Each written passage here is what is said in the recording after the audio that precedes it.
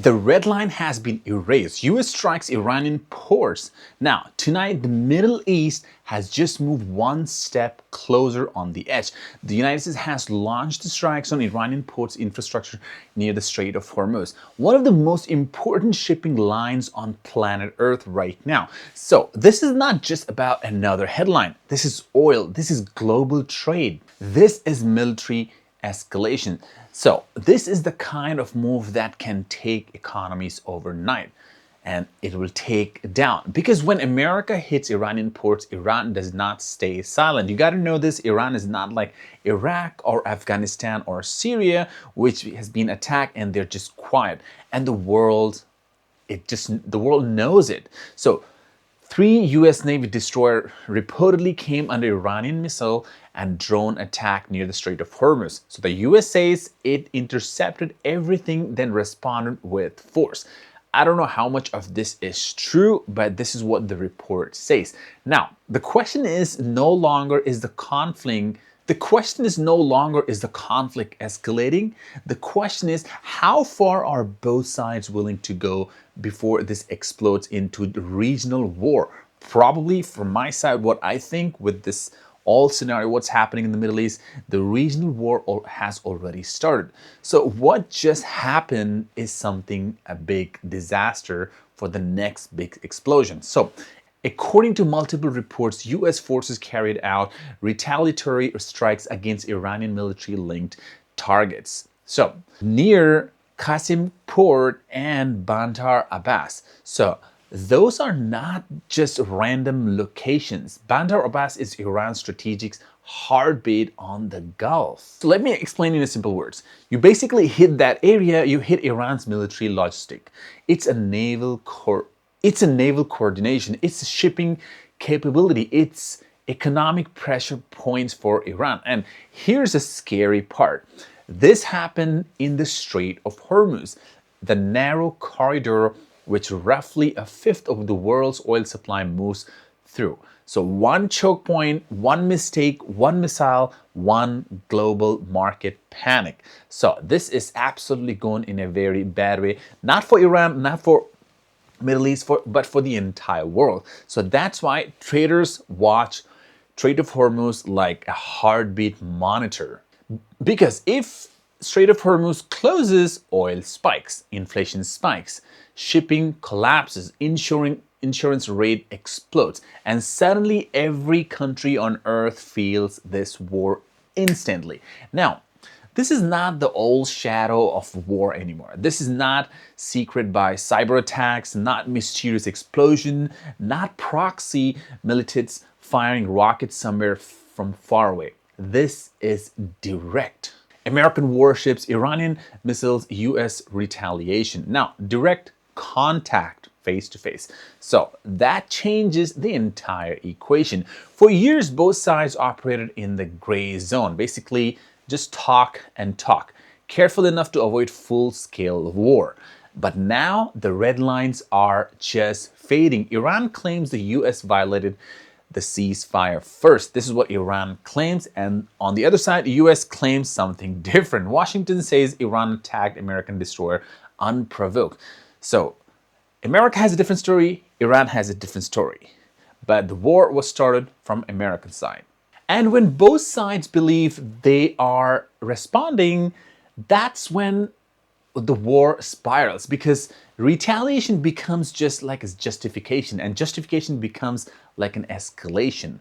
Now, what Iran may do next, this is one of the biggest questions, and how does Iran will probably respond to this? That's the billion-dollar question today. Iran has several options, and none of them are small. They're huge. Option one, Iran might hit US naval asset again. Fast boats, drones, and anti-ship missiles. Now, Iran knows it cannot outmatch America's conventionally, so it plays asymmetric warfare. Death by pressure, death by disruption, death by uncertainty.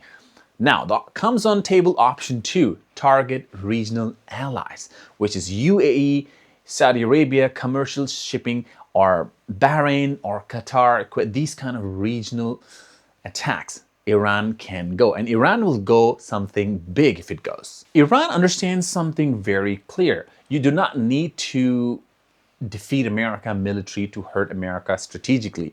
You just need to make the region unstable enough so that the economic shock becomes just unbearable. This is what Iran thinks. Now, option 3 threatens the Hormuz itself. And that is the nightmare scenario for the entire world. Because the moment market believes the Hormuz is no longer safe, oil prices just spikes. So from yesterday, from below $90, right now the oil is sitting above $100. Not gradually, but very violently. And every government on earth just knows it. So the bigger strategy, but there's another layer here. The US has already been tightening pressure through maritime blockades. So around Iranian ships routes for weeks and weeks. Now, Iran sees that in economic warfare, America sees this as a strategic containment. So this means a battlefield is no longer just military, it's economic, like ports, shipping lanes, oil terminals, cargo vessels. So this is a war over movement, over trade, over energy dominance. And the history tells us something very dangerous. When the great powers start fighting over sea lanes, conflict tends to just expand, not to shrink, just to expand bigger and bigger. So right now, the entire world is watching just 3 things. First, will Iran retaliate immediately, and how will it do? Second, will the US strike again if Iran responds? And third, can diplomacy survive another 48 hours? Because officially, both sides still claim they do not want full war. Even America, even Iran, because both sides are absolutely dangerous for any kind of markets. But wars are not always started intentionally. Sometimes the war begins because nobody wants to look weak.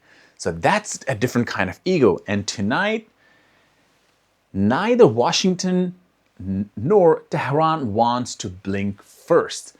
That's what makes this moment so dangerous. So not just the missiles, the pride, the pressure, the politics. As we know, everyone, Iran is one of the oldest countries on this planet, probably which is more than 5,000 to 7,000 years, which the civilization is just keep on going on a very strong basis. But America is just hardly 250 years old. And here's the truth nobody wants to say out loud. The Middle East is entering a phase where limited escalation may no longer stay just limited. Now, every strike raises the stakes. Every retaliation normalizes the next retaliation. And eventually, someone's miscalculation, one ship sinks, one base gets hit, one mass casualty even happens, and suddenly the world wakes up and inside a war nobody believes would happen. So today, the strikes were not just about the ports, they were about a message from Washington saying, we will respond. And now we are waiting what Tehran will say. And now the world waits for the answer from Iran. Because the next move would be really disastrous.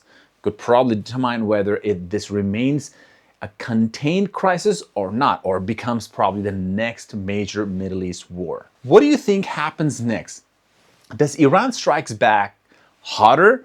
Does the US escalates again, or does diplomacy somehow survives this? Drop your thoughts below, and if you want sharp, fast, no nonsense geopolitical coverage, subscribe now and like the video and give me a comment below, because this story is moving by the hour.